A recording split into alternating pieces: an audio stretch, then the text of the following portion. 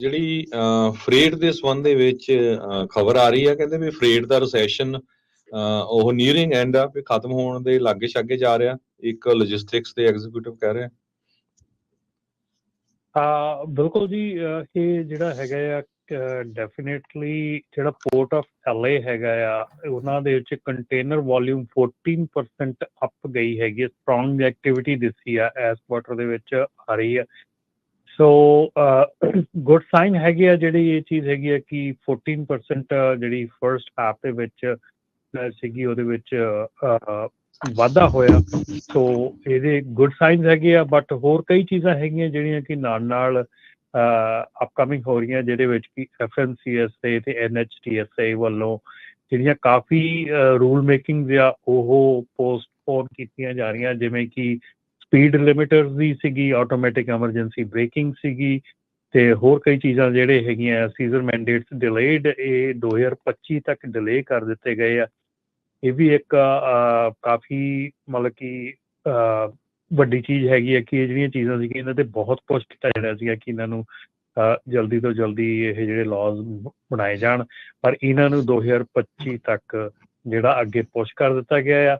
ਤੇ ਇਸ ਤੋਂ ਬਾਅਦ ਇੱਕ ਹੋਰ ਬਹੁਤ ਵੱਡਾ ਡਿਬੇਟ ਜਿਹੜਾ ਆ ਉਹ ਜਿਹੜਾ ਕਿ ਇਸ ਵੇਲੇ ਕਾਫੀ ਭਖ ਰਿਹਾ ਹੈਗਾ, ਜਿਹਦੇ ਵਿੱਚ ਕਿ ਜਿਹੜੇ ਟਰੱਕਿੰਗ ਦੇ ਵਿੱਚ ਹੈਗਾ, ਜਦੋਂ ਆਪਾਂ ਫਿਊਲ ਟੈਕਸ ਦਿੰਦੇ ਹੈਗੇ ਆ ਪਰ ਮਾਈਲ ਅਪਰੋਚ ਜਿਹੜੀ ਆ, ਬਹੁਤ ਜਿਹੜੀਆਂ ਸਟੇਟਸ ਹੈਗੀਆਂ ਔਰ ਖਾਸ ਕਰਕੇ ਕੈਲੀਫੋਰਨੀਆ ਜਿਹੜੀ ਹੈਗੀ ਆ ਉਹ ਪੁਸ਼ ਕਰ ਰਹੇ ਆ ਕਿ instead of mileage approach pickup delivery ਦੇ ਉੱਤੇ ਟੈਕਸ ਹੋਣਾ ਚਾਹੀਦਾ, ਵੀ ਪਿਕਅਪ ਕਿੱਥੋਂ ਕਰਨੀ ਆ, ਡਿਲੀਵਰੀ ਕਿੱਥੋਂ ਕਰਨੀ ਆ, ਉਹਦੇ ਉੱਤੇ ਟੈਕਸ ਉਹਦੇ ਬੇਸ ਹੋਣਾ ਚਾਹੀਦਾ ਆ। ਸੋ ਇਹਦੇ ਵਿੱਚ ਜਿਹੜੀਆਂ ਵੱਡੀਆਂ ਸਟੇਟਸ ਹੈਗੀਆਂ ਡੈਫੀਨੇਟਲੀ, ਕਿਉਂਕਿ ਉਹਨਾਂ ਕੋਲ ਜਗ੍ਹਾ ਜ਼ਿਆਦਾ ਹੈਗੀ, ਉਹਨਾਂ ਦੇ ਕੋਲ ਪਿਕਅਪ ਡਿਲੀਵਰੀ ਜ਼ਿਆਦਾ ਹੁੰਦੀ ਆ, ਸੋ ਉਹਨਾਂ ਨੂੰ ਜ਼ਿਆਦਾ ਜਿਹੜਾ ਟੈਕਸ ਹੈਗਾ। ਹੁਣ ਜਿੱਦਾਂ ਬਹੁਤ ਲੋਕੀ ਜਿਹੜੇ ਕੈਲੀਫੋਰਨੀਆ ਦੇ ਵਿੱਚੋਂ ਡੀਜ਼ਲ ਨਹੀਂ ਭਰਵਾਉਂਦੇ ਹੈਗੇ, ਬਾਹਰੋਂ ਜਾ ਕੇ ਭਰਵਾ ਲੈਂਦੇ ਆ ਟੈਕਸ, ਉਹ ਜਿਹੜਾ ਬਾਹਰਲੀਆਂ ਸਟੇਟਾਂ ਨੂੰ ਚਲਾ ਜਾਂਦਾ। ਸੋ ਇਸ ਕਰਕੇ ਕਿਉਂਕਿ ਕੈਲੀਫੋਰਨੀਆ ਸਿਰਫ ਤੁਹਾਨੂੰ ਮਾਈਲ ਬੇਸ ਟੈਕਸ ਹੀ ਚਾਰਜ ਕਰ ਸਕਦਾ ਕਿ ਜਿੰਨੇ ਮਾਈਲ ਤੁਸੀਂ ਕੈਲੀਫੋਰਨੀਆ ਚੱਲੇ ਹੈਗੇ। ਸੋ ਇਹ ਕਾਫੀ ਜਿਹੜਾ ਹੈਗਾ ਆ ਕਿ ਇਹਦਾ ਇੰਟਰਸਟਿੰਗ ਲਾਸਟ ਮੰਥ ਰਿਪੋਰਟ ਜਿਹੜੀ ਸਬਮਿਟ ਕੀਤੀ ਹੈ ਉਹਦੇ ਥਰੂ ਦੇਖਦੇ ਹਾਂ ਕਿ ਇਹਦੇ 'ਚ ਅੱਗੇ ਆਉਣ ਵਾਲੇ ਸਮੇਂ 'ਚ ਕੀ ਹੋਊਗਾ। ਕਾਫੀ ਹੀਟਡ ਡਿਸਕਸ਼ਨ ਹੈਗੀ ਆ।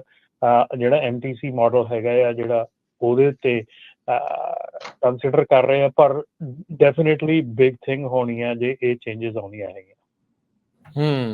ਜੀ ਬਿਲਕੁਲ।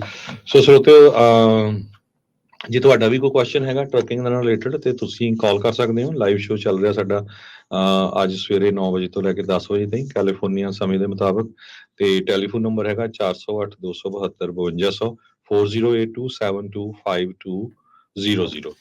ਸੋ ਇਹ ਕਹਿ ਰਹੇ ਆ ਵੀ ਰੀਟੇਲ ਆਰਡਰ ਤੇ ਰੇਟਾਂ 'ਚ ਵੀ ਥੋੜਾ ਜਿਹਾ ਫਰਕ ਪਿਆ ਹੈਗਾ ਆ। ਪਿਛਲੇ ਸਾਲ ਦੇ ਮੁਤਾਬਕ ਜਿਹੜਾ ਫਰੇਟ ਵੋਲੀਅਮ ਆ ਉਹ 30% ਅਪ ਗਿਆ ਆ। ਟਰੱਕਿੰਗ ਦੀ ਜਿਹੜੀ ਕਪੈਸਿਟੀ ਉਹ ਵੀ ਘਟੀ ਹੈਗੀ ਆ, ਕਿਉਂਕਿ ਬਹੁਤ ਸਾਰੇ ਲੋਕਾਂ ਨੇ ਟਰੱਕ ਹੁਣ ਖੜੇ ਵੀ ਕਰ ਦਿੱਤੇ ਜਾਂ ਉਹ ਕੰਮ ਕਰਨ ਵੀ ਲੱਗ ਪਏ ਹੈਗੇ ਆ।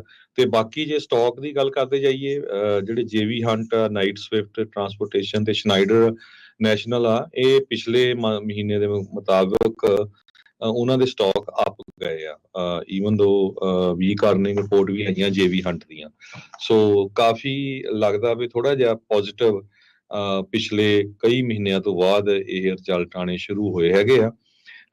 ਤੇ ਕਹਿੰਦੇ ਭਈ ਨਾਰਥ ਅਮਰੀਕਾ ਦੀਆਂ ਡਿਸਟ੍ਰੀਬਿਊਸ਼ਨ ਫੈਸਿਲਿਟੀਆਂ ਦੇ ਜਿਹੜੇ 5 ਟੌਪ ਦੇ ਰੀਟੇਲਰਸ ਆ, ਉਹ ਉਹਨਾਂ ਦੇ 30% ਦੇ ਕਰੀਬ ਅਪ ਵੋਲੀਅਮ ਜਿਹੜਾ ਗਿਆ ਹੈਗਾ।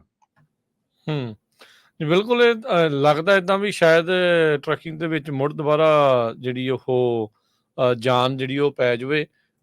ਹੌਲੀ ਹੌਲੀ ਥੋੜ੍ਹੀਆਂ ਚਾਹੇ ਛੋਟੀਆਂ ਹੀ ਸਹੀ, ਛੋਟੀਆਂ ਜਿਹੜੀਆਂ ਗੁੱਡ ਖਬਰਾਂ ਜਿਹੜੀਆਂ ਉਹ ਆਉਣ ਤਾਂ ਚੰਗੀ ਗੱਲ ਆ, ਟਰੱਕਿੰਗ ਵਾਲੇ ਵੀ ਖੁਸ਼ ਹੋਣ।